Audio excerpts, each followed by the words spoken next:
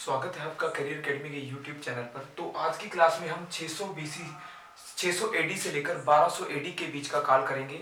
इस काल को मुख्यतः सामंतवाद एज यानी फ्यूडल एज कह देते हैं, या फिर राजपूत एज कह देते हैं, राजपूत काल कह देते हैं, या प्री मेडिवल एज के नाम से भी जाना जाता है।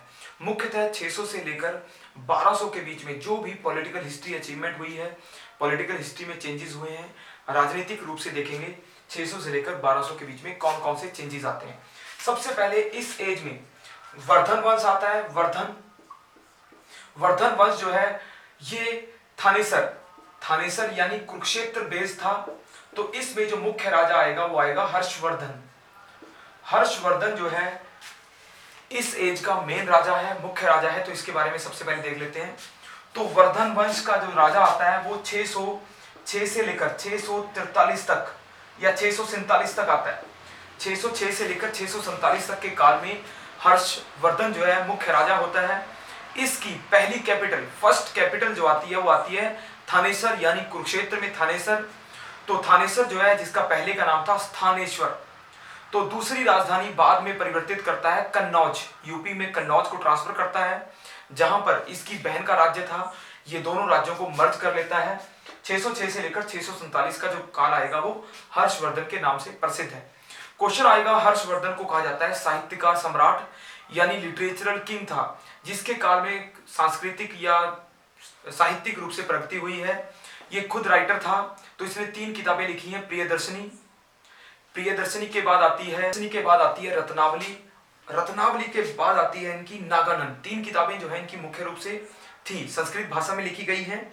इसके काल में चीन से सबसे महान यात्री आया था जिसका नाम है ह्वेनसांग। तो ह्वेनसांग जो है यात्रा करने आया, इसकी राजधानी में रुका और उसने भी आकर यहाँ पर किताब लिखी थी जिसका नाम है सी यू की। तो भारत के बारे में है सी यू की किताब। ह्वेनसांग की चाइनीज ट्रेवलर था। फिर क्वेश्चन आता है, इसके दरबार में वाण भट्ट जो है फेमस राइटर था। वाण भट्ट ने नागानंद किताब लिखी है। वाण भट्ट की आती है कादम्बरी, और कादम्बरी के बाद आती है हर्षचरित्र। तो बायोग्राफी ऑफ हर्षचरित्र, जो हर्ष की बायोग्राफी है, हर्षचरित्र कह देते हैं। तो वो जो है वाण भट्ट की किताब है, ये भी संस्कृत में लिखी हुई है। तो हर्षवर्धन उस समय का महान राजा था जिसने बंगाल के राजा को हराया। इसके अलावा उत्तर भारत में काफी बड़े क्षेत्र में इनका रूल था। ये अंतिम राजा है जो उस समय एक बड़े क्षेत्र को होल्ड करता है। इसके काल में सामंतवाद शुरू हुआ है। इसके अलावा हर्षवर्धन जो है इलाहाबाद में हर 5 साल बाद एक बड़े मेले का आयोजन करता था, जिसमें लाखों का ये दान करता था। और माना जाता है कि उसके बाद जो है मेलों के रूप में इसका काफी प्रचलन हुआ। इसके अलावा हर्षवर्धन ने उत्तर भारत में काफी विजय हासिल की, परंतु महाराष्ट्र के राजा पुलकेशिन द्वितीय ने इनको हराया था।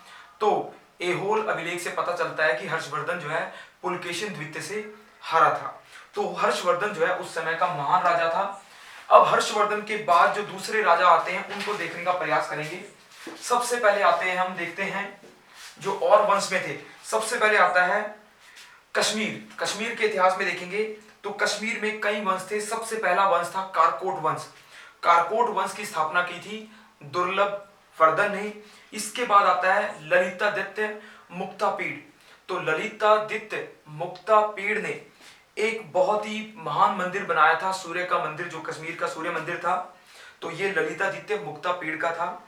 इसके अलावा आता है कारकोट वंश के बाद उत्पल वंश।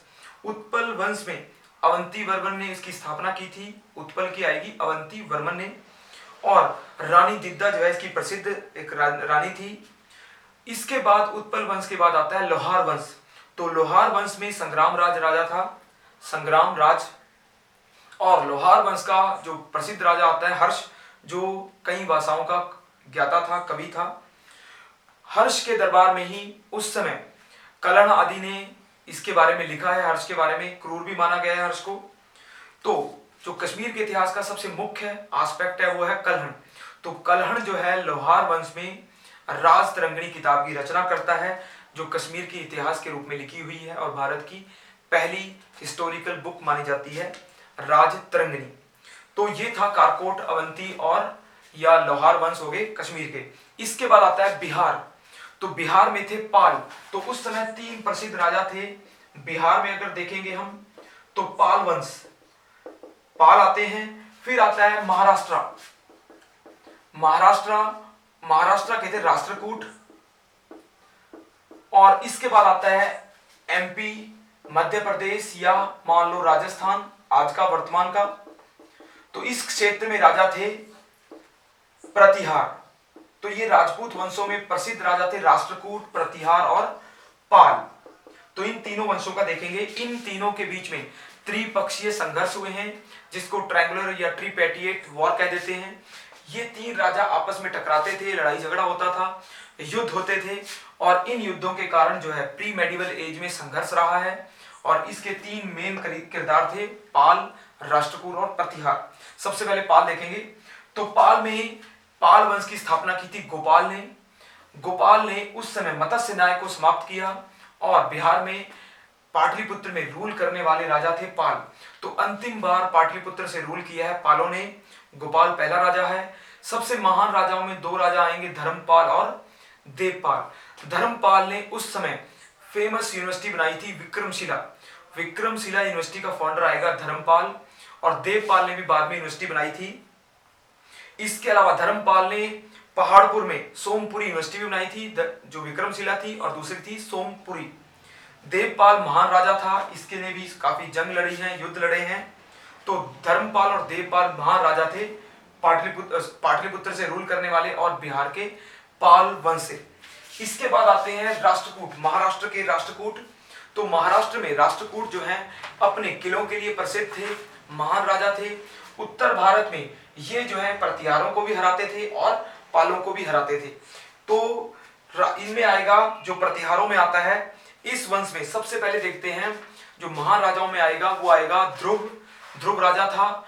ध्रुव के बाद आता है जो एक प्रसिद्ध राजा था जिसका नाम है कृष्णद्वितीय के बारे में माना जाता है कि उन्होंने एलोरा में कैलाश टेम्पल बनवाया था, जो भारत का एक बड़ा रॉक कट टेम्पल है, यानी शिलाओं को काटकर मंदिर बनाया गया है, जिसका नाम है एलोरा का कैलाश टेम्पल। तो कैलाश टेम्पल आता है, राष्ट्रकूटों ने बनाया था, कृष्णद्वितीय ने। इसके अलावा राष्ट्रकूटों ने अजंता एलोरा की गुफाओं को भी बिल्ड करने का प्रयास किया था। तो राष्ट्रकूट जो है उत्तर भारत में आक्रमण करते थे और आक्रमण में पालों को और प्रतिहारों को दोनों को डिफीट करते थे। तीसरा वंश आता है प्रतिहार जो है मध्य प्रदेश, राजस्थान के बड़े क्षेत्र में थे। इनकी राजधानी उज्जैन थी, नागदा थी। तो ये राजधानियां इनकी एमपी और राजस्थान में थी। ये राजपूतों के प्रसिद्ध राजाओं में से थे। तो इनके बारे में आएगा कि प्रतिहारों ने भारत में, उत्तर भारत में कन्नौज को जीतने में मुख्य भूमिका निभाई थी। कन्नौज को अंतिम रूप से प्रतिहारों ने ही जीता था। और कन्नौज वही थी जो पाटलिपुत्र के बाद उत्तर भारत की राजधानी मानी गई है, जो आर्थिक सांस्कृतिक रूप से महान थी। तो गुज्जर प्रतिहार वंश कह देते हैं प्रतिहार वंश को ही। इस वंश के जो पहला राजा आएगा हरिश्चंद्र आता है।